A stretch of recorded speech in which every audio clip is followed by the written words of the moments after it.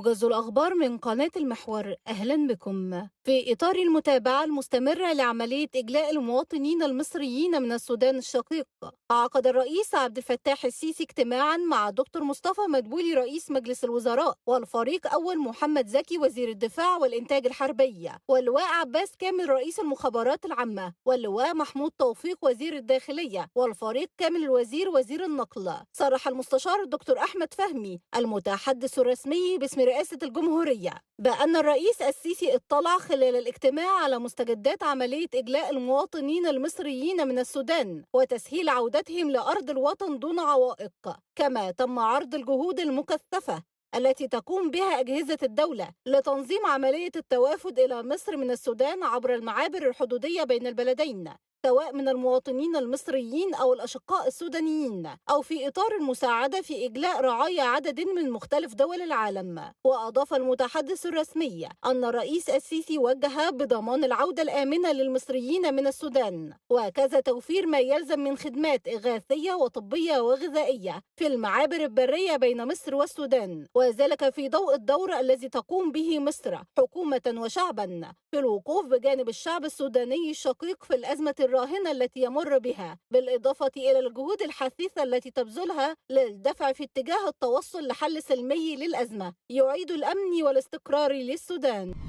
استقبل دكتور مصطفى مدبولي رئيس الوزراء الأميرة الأردنية عالية بنت الحسين والوفد المرافق لها لبحث فرص تعزيز التعاون بين البلدين في مجال حماية الطبيعة والاستثمار داخل المحميات الطبيعية. أشاد مدبولي بما تشهده العلاقات المتميزة بين جمهورية مصر العربية والمملكة الأردنية الهاشمية من تطور مستمر، والجهود الجارية لتوسيع نطاق مجالات التعاون الثنائي وتعميقها بما يعظم المصالح المشتركة للبلدين. وأعرب مدبولي عن الترحيب بتشارك الخبرات بين البلدين في كافة المجالات التي يمكن أن تعزز التعاون الثنائي، بما في ذلك المشروع الخاص بتدشين التوأمة بين محمية المأوى للطبيعة والبرية بالأردن ومحمية وادي الريان بمحافظة الفيوم كنموذج للتعاون بين البلدين في مجال المحميات الطبيعية. وأكد رئيس الوزراء أن هذه الخطوة تمثل إطاراً فاعلاً للتعاون من أجل تحقيق أهداف حماية التنوع البيولوجي وزيادة فرص الاستثمار، وهو ما تحرص عليه مصر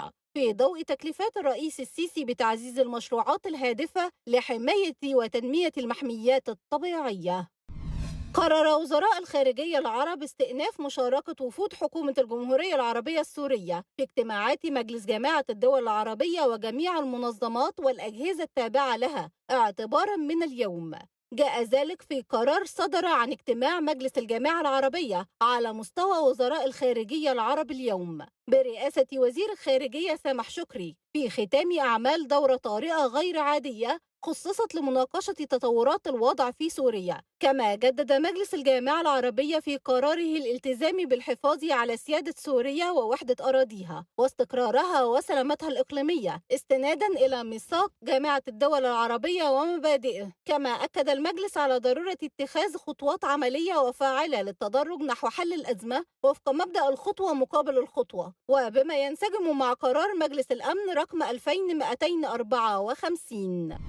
أعلنت وزارة القوى العاملة تعيين 6744 من ذوي الهمم داخل منشآت تابعة للقطاع الخاص على مستوى الجمهورية خلال الفترة من أول يناير حتى الأول من مايو 2023. كما أعلنت الوزارة مناقشة كافة القرارات والتكليفات التي أعلن عنها الرئيس عبد الفتاح السيسي رئيس الجمهورية لوزارة القوى العاملة خلال كلمته في احتفال مصر بعيد العمال العالمي يوم الاثنين الماضي. جاء ذلك خلال الاجتماع الأسبوعي لوزير القوى العاملة حسن شحاتة مع مدير مديريات القوى العاملة بالمحافظات ال27، حيث شهد الاجتماع مناقشات حول عدد من الملفات أهمها ذوي الهمم والعمالة غير المنتظمة. أكد حسن شحاتة وزير القوى العاملة في الاجتماع على أهمية الاستمرار في تقديم الخدمات لذوي الهمم في المحافظات مع متابعة المعينين من تلك الفئة داخل المنشآت بعد استلامهم العمل والتأكد من حصولهم على مستحقاتهم في تلك المنشآت.